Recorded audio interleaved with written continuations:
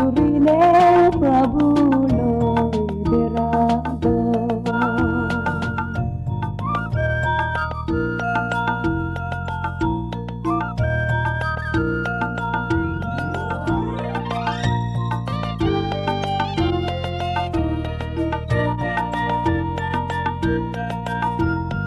Largo pode nazaine Sargo podesne Anando zagat lungi bate Prabhu lageze Sargo desano Sargo dekono Uzie derado Somare Prabhu lage lage bere Prabhu zisugete Sugo zinghani Sugo zinghani Unagin piri ebable Gurine Prabhu lo berado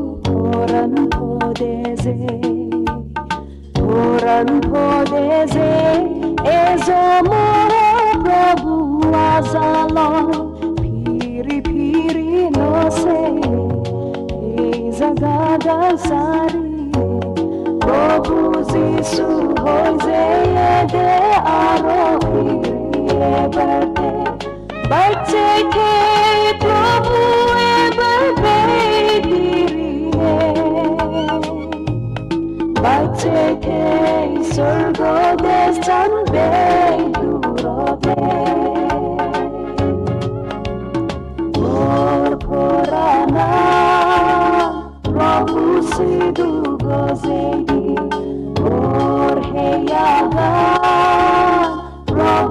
sidu gozegi Robulay samare huzi gurize Bache ke Robu ebar beirine Piriye zo imahene Robu sidu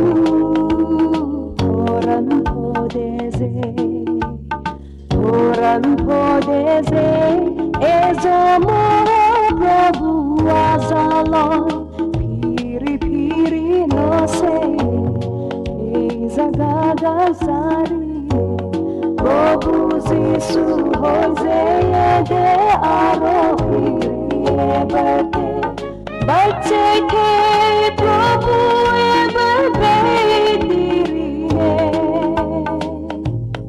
Bache ke sorgo destan be durobe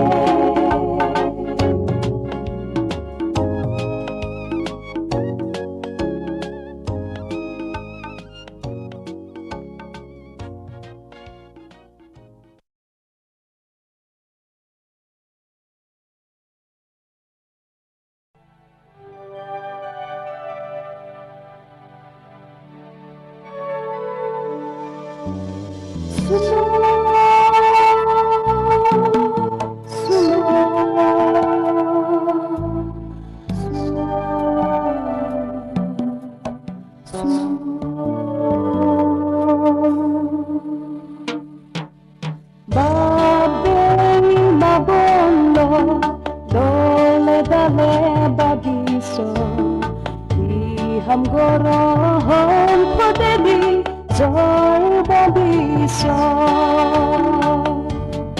Ezo babe mabono ezona Zagi udogu motu Prabhu hamangorigo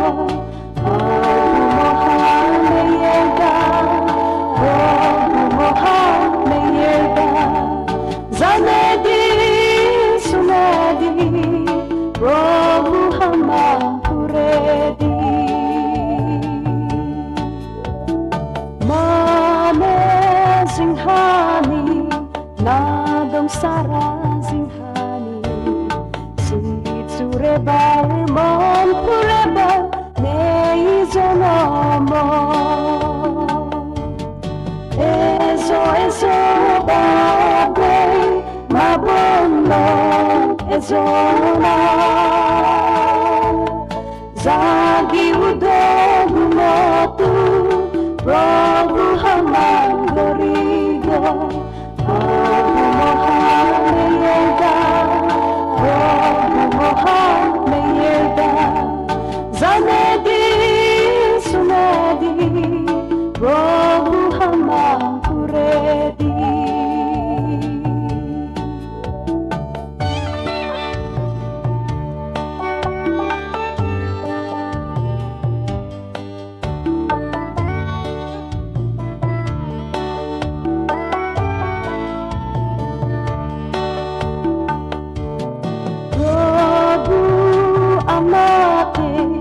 Bagi hitunot hone Nandorila sorgo basi oi paripa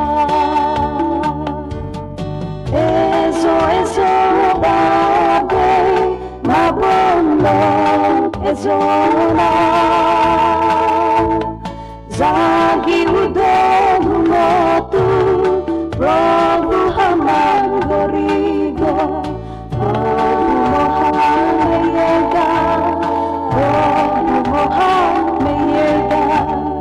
Zanedi sunadi Prabhu hama puredi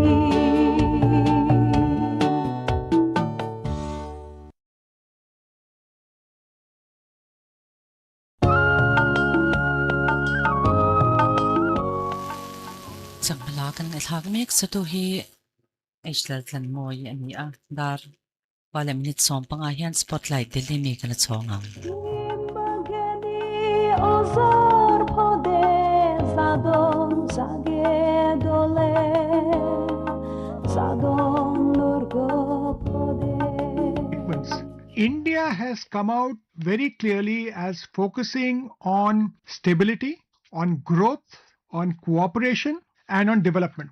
So if you look at India's presence there, Minister Vaishnav talked about positioning India as a major AI player. Prahlad Joshi there talked about India as the most attractive renewable energy market, with solar tariffs having been dropped by over 80%. And he said that global investors trust India's stable policy. Then you had even the state chief ministers. You had Chandrababu Naidu saying that India as a sleeping giant could become the world's largest economy if it fully optimizes its digital and human capital. The question is not whether India will become the third largest economy, but when it will become the third largest economy.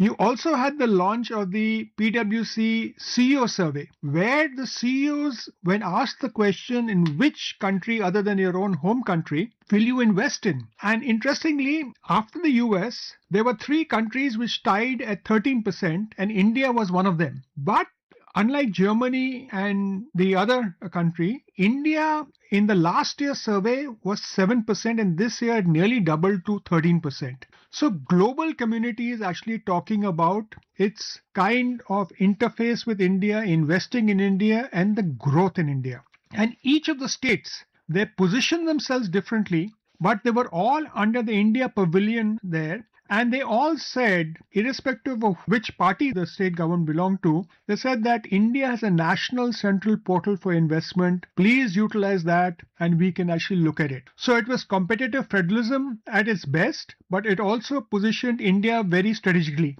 All the CEOs very positive about India. And the states did individual programs, side events at the India pavilion to attract. A lot of MOUs were signed as a separate thing. But if you look at Andhra, they positioned themselves as the green hydrogen economy. If you looked at Maharashtra, they talked about building this big city, and they signed a deal, which is actually the talk of Davos, about this large data center which is going to come up there. And Telangana signed a deal for setting up a high-tech, state-of-the-art beauty thing. So it's multiple things happening in Davos. So what I hear you say and what came out was that the messaging was not fragmented at all. It was more to do with unified investment story in Davos. That is how the states projected themselves. One unified story of investment. Yes, it is. The underlying message is that if we projected a unified India, we projected consistent growth narrative there, and government, industry, and other not-for-profit organizations and all talked about India as a development center, India as a growth story, and very interestingly, if you couple it with the IMF report earlier, it is also a consumption story. Correct. So we touched upon what the Minister Akashvani Vaishnav said at Davos. India is working on all 5 layers of the AI architecture, application, model, infra and energy, and also that we are building the foundation for global AI services. Let's hear what he said. After that, we'll discuss the story itself. There are 5 layers in the AI architecture: the application layer, the model layer, the chip layer, the infra layer, and the energy layer.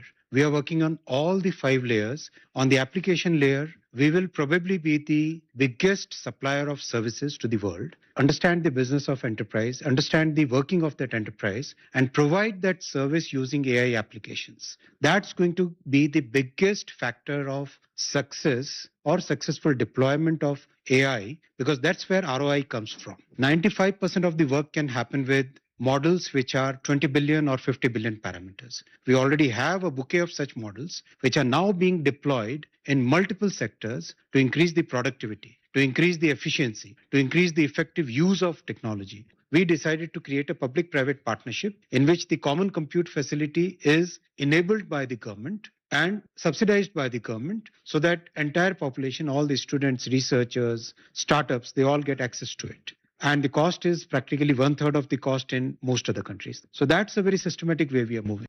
So the minister talked about the systematic way of moving about and AI being a new technology. What's your comment on what the minister commented on?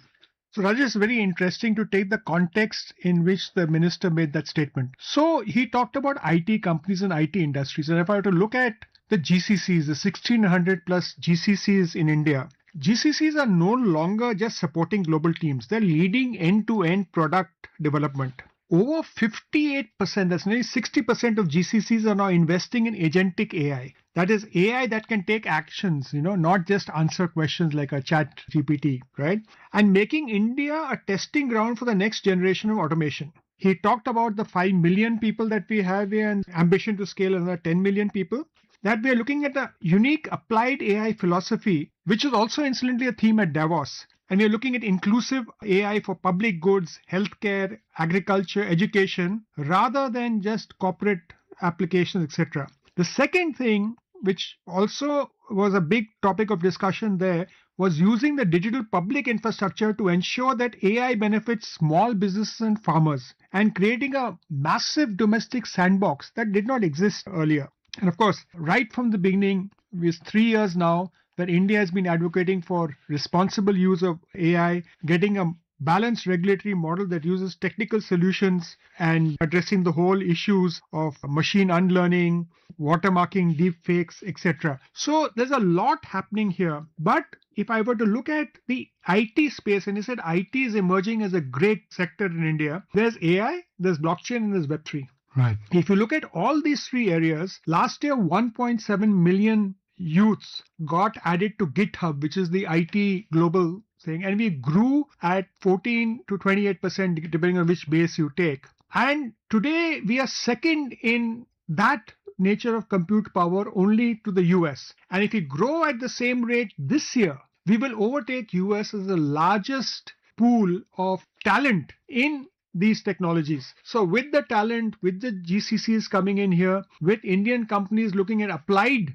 application, and with the 5-layer architecture that the minister talked about, India is poised to be a leader and a developer of AI products and services, but in specialized areas and not looking at very large compute models that the minister talked about. So India's growth story for 2026 has been revised upwards by the IMF to around 7.3%, making it a key driver of global growth. What economic and policy reforms were emphasized at the Davos conversations to explain the resilience of India? So there are two questions in that, and I'll just answer the IMF thing and then link it back into Davos. The IMF 0.7% added to economic growth based on India's data of 7.3% this year, but very importantly, putting a baseline of 6.4% for the next 2 years, despite the high growth here and the headwinds that are there. The reasons the IMF gave itself are very interesting. The first one was that continued government focus on capital investment going forward. In the previous year, so the investment in infrastructure, roads, ports. The second one was very interesting and very unexpected. They actually said that the logistics situation in India has improved. And the third aspect they talked about was domestic consumption. So if you look at it, and they talked about the electronics story, the electronics story is actually replicated that we could have been a net importer of electronics, but now we're the largest exporter of electronics. We are the largest exporter of mobile phones to the US, despite everything. And the PLI scheme in India has been very, very successful. So this is what the IMF talked about. But if you look at the president of the World Economic Forum, what he stated at Davos, very interesting. First, he said India is very stable. Second, he talked about the unprecedented set of reforms that were done over the past few months. And if you relate it with the IMF report, consumption grew because of GST reforms. Logistics, Gati Shakti. The capital infrastructure was because of what we did on the focus on infrastructure on roads, ports, thing which is actually happening around the country very silently. And then you have, very interestingly, the states also pushing for growth. And each state which was in Davos was talking about growth and stability in a thing which the Minister Vaishnav talked about, which Chief Minister Chandrababu Naidu talked about, which Prahlad Joshi talked about. All the industry captains talked about the stability and consumption. And therefore, that is leading to higher growth and greater confidence in India, and again reflected in the PwC report. So you have repeatedly underlined India's use of modern technology, digital public infrastructure, UPI-led payments, platforms for inclusion as a differentiator here. How did global peers react to India's model of combining high-tech with mass-scale welfare? It's very interesting. First of all, the scale that we have in India is not very easy to fathom. And if I were to look at the discussions and the points that people had, they said, okay, how are you doing it at scale and how are you doing it at cost? Because if you look at the UPI, it's also a cost and scale. In the South discussions that we had and the other discussions that we had, many countries wanted to replicate it. And when the minister linked the presence of public digital infrastructure to the use of AI and the growth of AI, it actually added a new dimension. So a lot of countries are looking at it as a very important aspect. If you look at, there are many global companies which have built applications at scale on the digital public infrastructure in India, which they're unable to do elsewhere. And they are also appreciating this and communicating a very positive message in the global scale. And you take from the G20, or now you'll see it in the BRICS, India is demonstrating the digital public infrastructure wherever they're going. There are parts of it in the India Pavilion when you look at it anywhere in the world.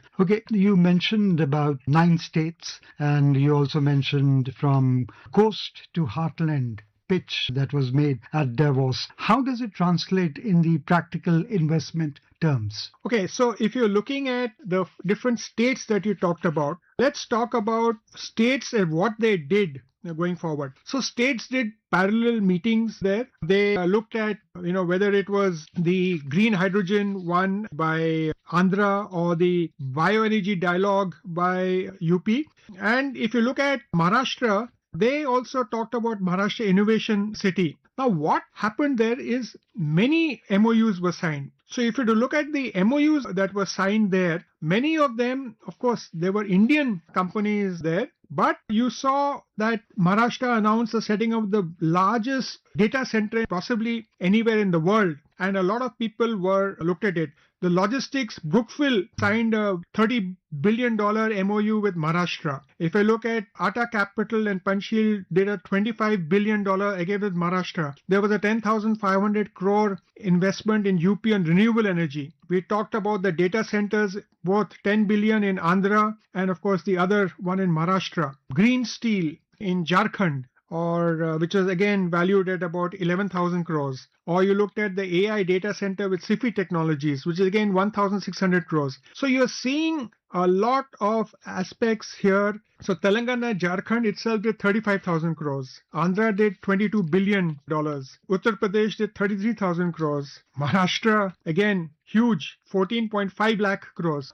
Numbers are there. So these are not, pie in the sky type of agreements. They're actual things which people are looking at it. And this is a very interesting development. And it's actually added a new dimension to Davos. So, as you very rightly said, the real test begins now. Whether the promises, MOUs and photo ops from the snow-covered promenades of Davos can translate into factories, green energy projects, quality jobs and inclusive growth across India's villages and cities. On that note, Dilip, thank you so much for being with Spotlight.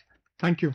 Listeners, you can also listen to this program on our mobile app, News on AIR, and our YouTube channel, News on AIR Official.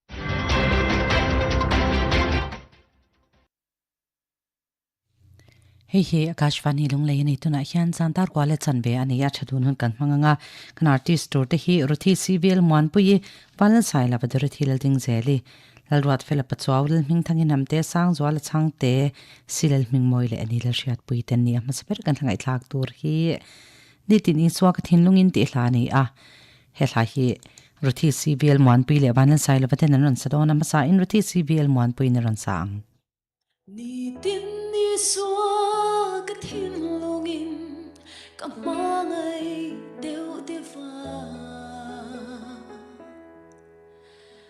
ama chuni eng ai puin amoi sok em ma ama chukata na moina ro pui ber aloni ni tin a ma ain alo moi deu deu zelani a chen bo kan she thei lo he lui kama chang hia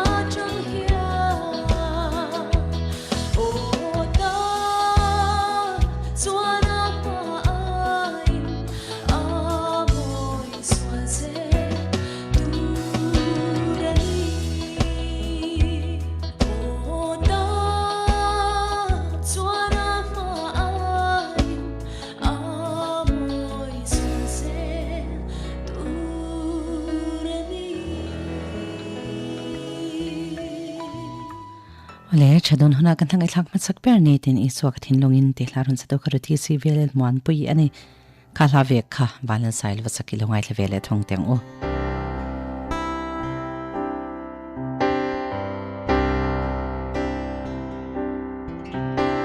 ni tin iswa ka thin longin kam ma ngai deu dewa amma chunni eng ai po in amoy zo ema amma chuka ta na moina ro pui ber aloni ni tin amma ain allo moy deu deu zelani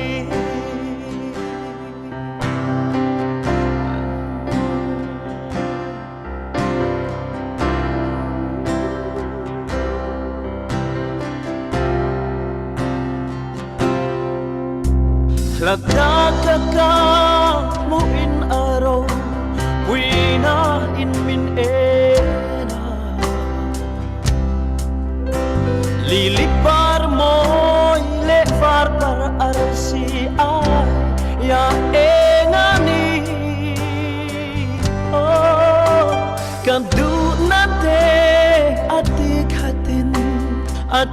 lom deu deva ni tin nam hain alung moi deu deu zelani a chen po kan se thei lo he lui cầm ma trăng hia ô ta chúa na ma ayin amoy zual zel tur ani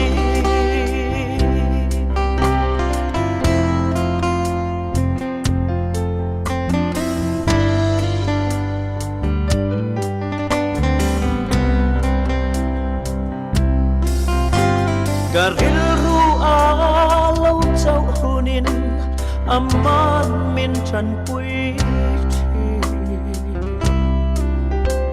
Ka she ong lai naman ang chunga min pom thin Oh Krista ka sual zong zong purtu khaka mangayani Ni tin nam ma ain alung moi deu deu se la ni a chen po kan se thei lo he lui kam ma chang hia oh da Suana maayin amoy zual zel tur ani oh ta suana maayin amoy zual zel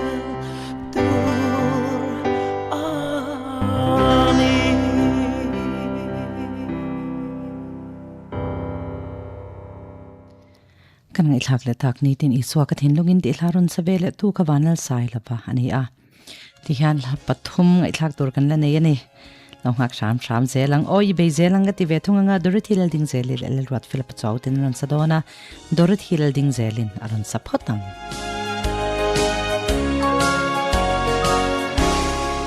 oi be zelang thim lal chu van si pai te in ral thuam ru ne hun chuan lo ma avi chandam tu siam nun na ram mo ya chuan thokrim tu te kan la cholang lo bua kam lalu kumoi sini e tu poi shang long tu lan le Angel Farden got clear moya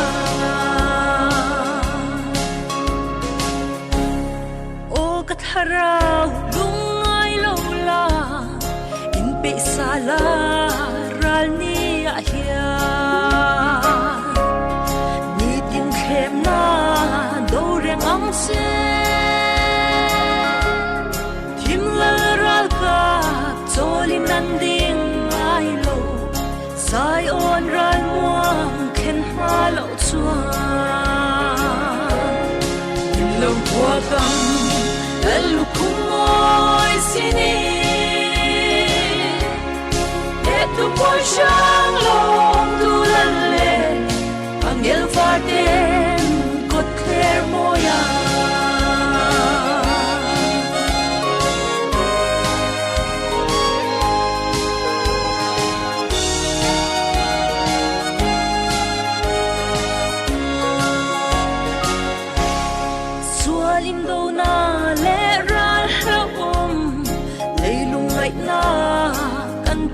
zel chi ni tim khem na xoay tu râu bụi kim lal kiang ro van duai na in lo me kan ne don se ti sen zara in lo tua kan alu kumoi sini e tu poi shang lo tu lan le angel varten kot kler moya she om le boy na ram pelin mun ro puya chen kan wa me leilung ai na chen to ila sai on la fa an sam re khovela ikirang kan van ram moya in lo kwa kam alu kumoi sini e tu poi shang long tu lan le angel varten kot kler moya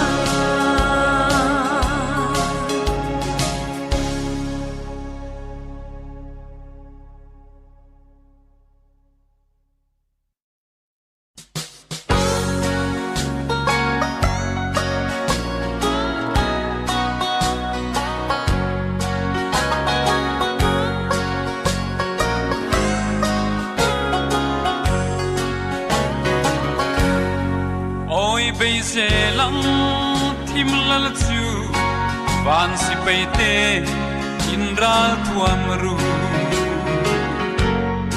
kan he hun chuan lo ma avi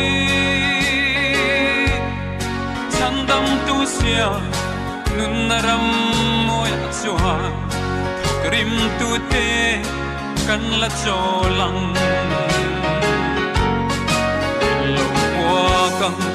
lalu kumoi sini ne tu hoy shalom tu lalle angel varten kot hermoya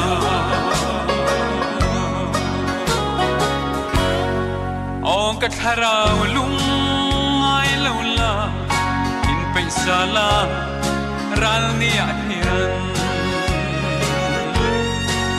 tin khem na do rengang che tim la ral ka jolinan ding ai lo zion ral mo khen ma lak chuan lo mo ka lalu kumoi sini ne tu hoy shalom tu lalle angel varten kot hermoya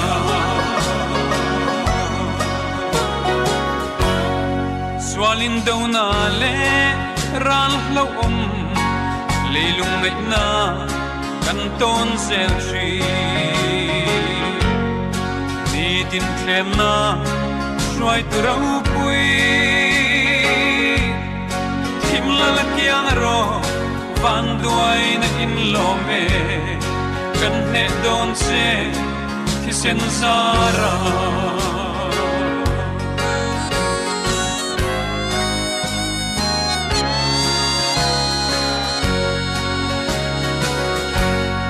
she om le boy na ram pelin un ro puya chen kan wa me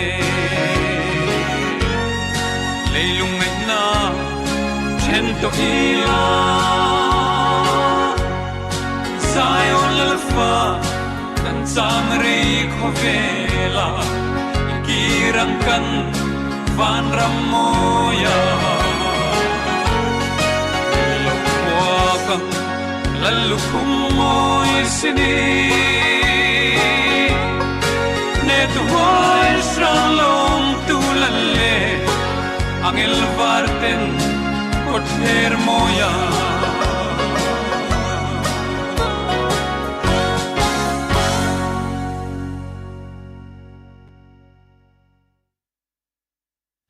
oi bezelang ti lakan ngai thak ta kron savele tu kha le rot fela pachawani seol nat na ti lakan ngai thve thunganga lalming thangin hamte le sangjol changte ten anon sadona lalming thangin hamte inaron samasa ang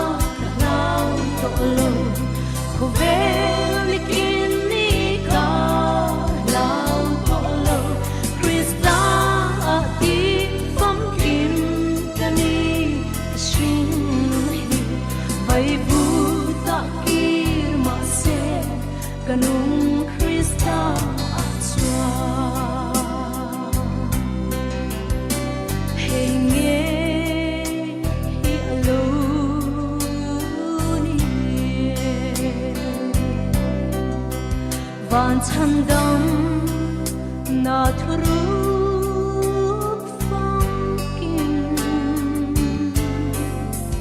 Rosalen zoni do swa na zonde kathin lung muangina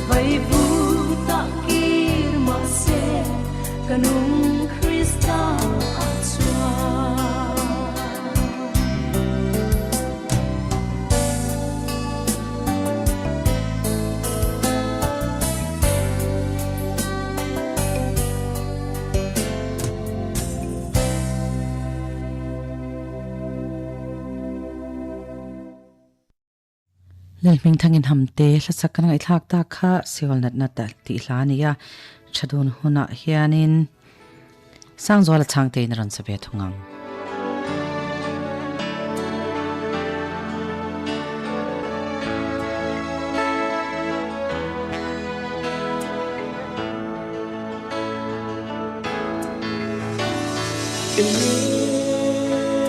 kata chandang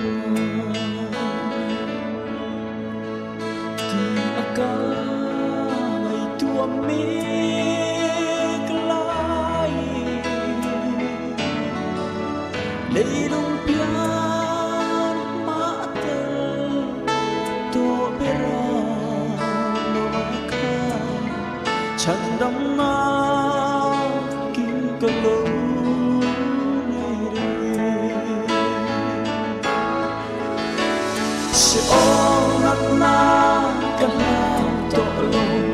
Cô về đi kinh đi cả lao đó lòng Christa đi phong kinh đây cái sinh vậy vu ta đi mà sẽ cái nông Christa achua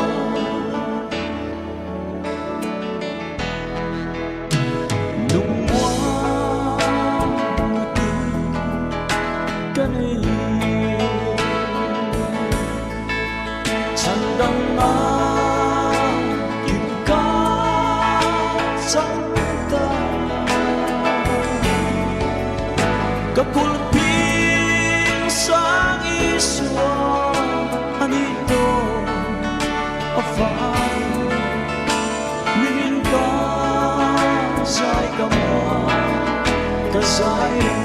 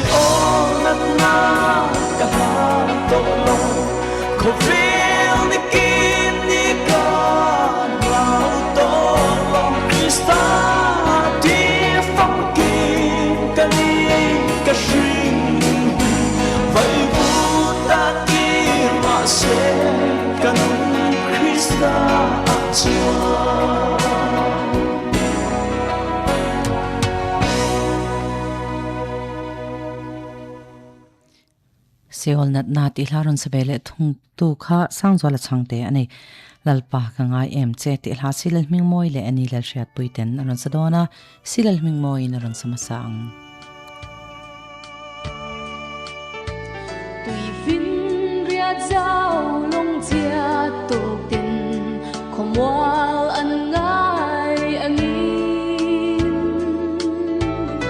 kanun giao thale ra vayan lalpa nangangai em che kanun yan har sat buai na te them na te tok ma se nang kamamo adal chuang lo lalpa kangai em che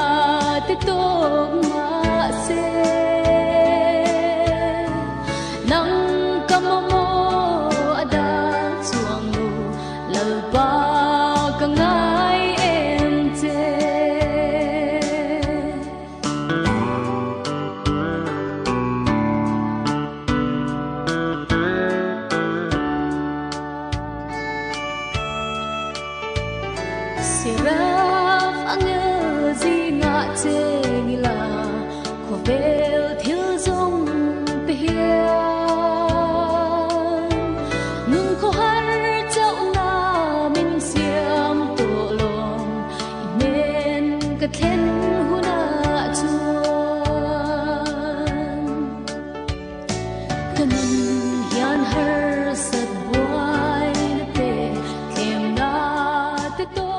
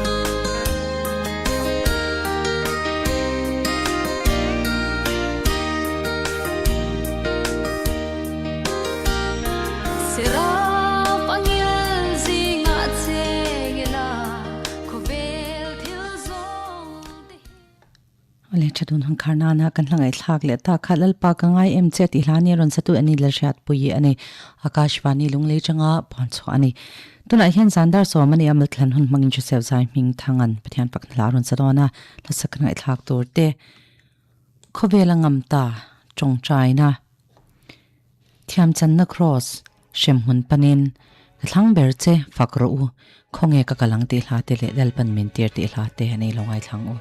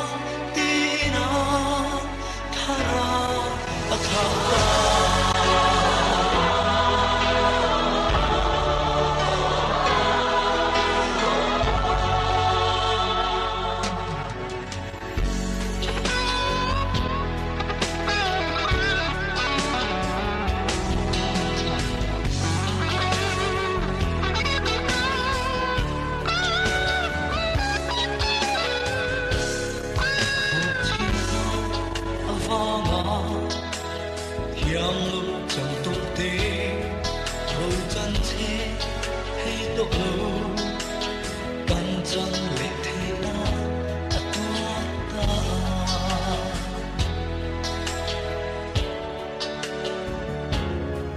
khan thiên long chu pani an kan pui ta buane ma tuam chu hi an zam ta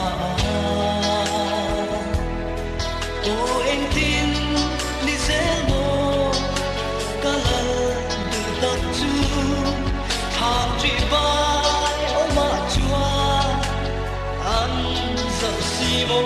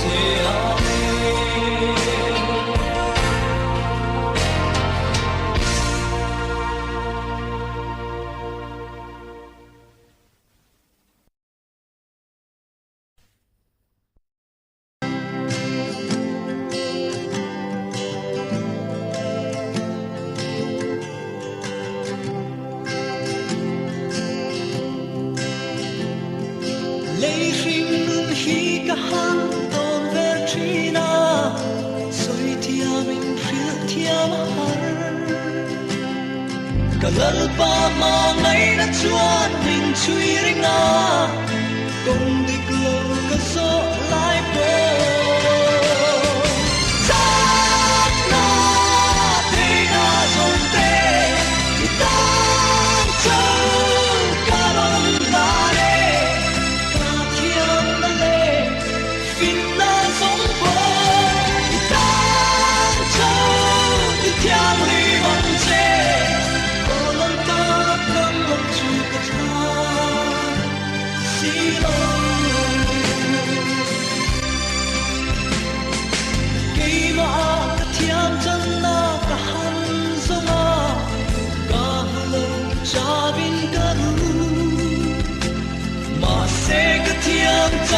Cross the Hankira, oh, Salen Galoni.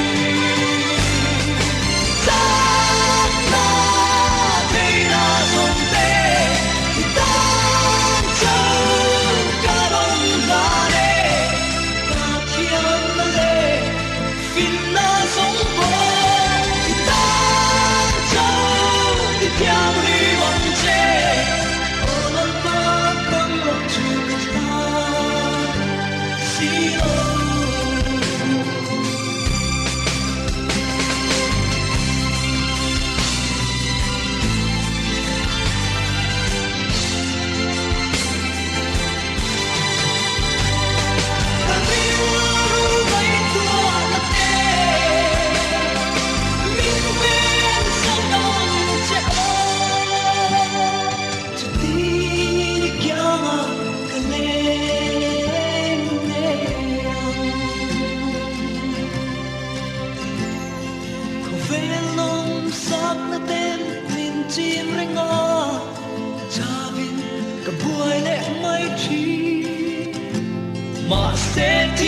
Na pon na ne lo kanun chu thole swa lo ni ta na de na son te ta chu ka ron la ne ta thiam na le fin na song bo ta chu ti thiam ri man che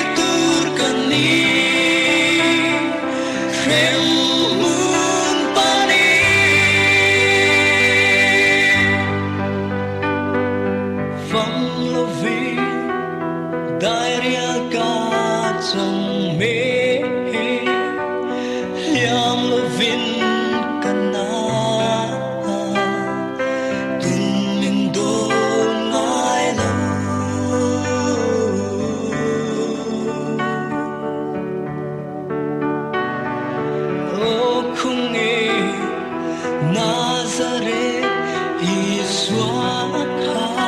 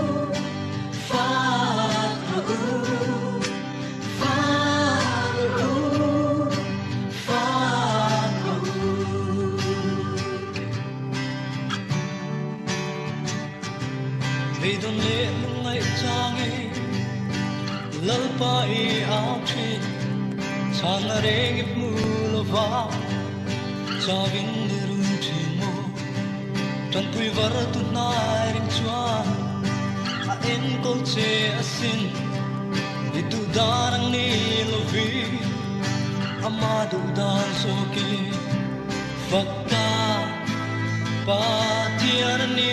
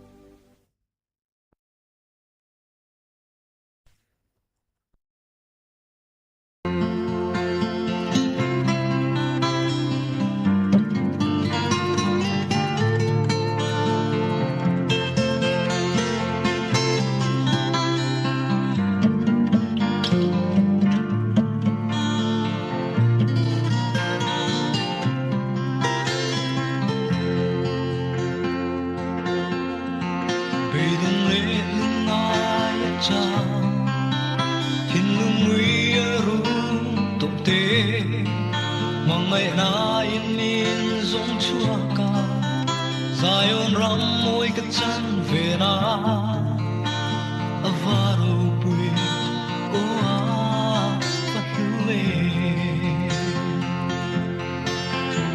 ku vel mo na ten min hi fo tree in ne ra ta suai bo kan ni te na ka chan na la li su o kai phum him na in ne ra lo chuan không e ka ka la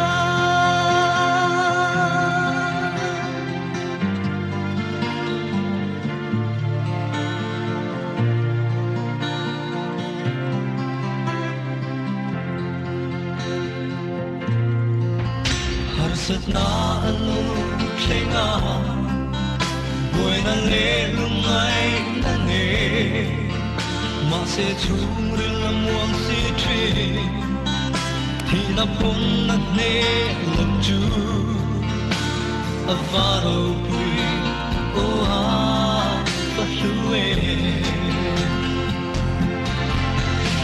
ku vel moi na ten min hi po tri in ne na ta fly bo kan li te na ka chat na la li tu o kai hum im na in ne na lo chuan không e ka ka la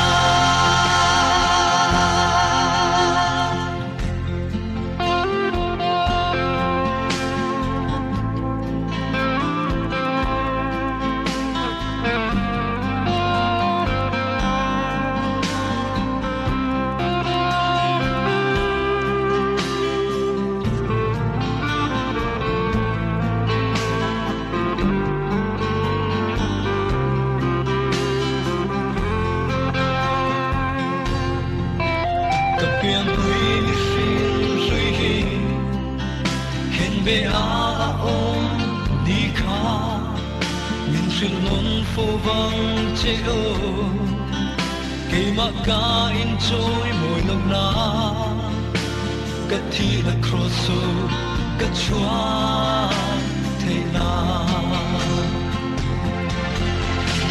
Ku vel moi na Kan min hi po tree in ne na ta fly bo kan li te na ka chat na la li tu o kai hum im na in ne na lo chuan không e ka ka la in ne na lo chuan không e ka ka la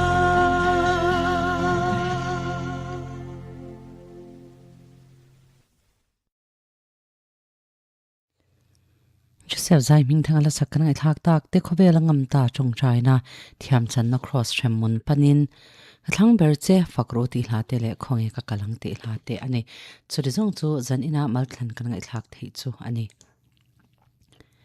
hei hi Akashvani Lunglei ani tona hian zandar somle chan be ani ya bo in January ni somni pani ni nga ni ta na kan hun top ta jingdar ka nak tu ka ta na kan hun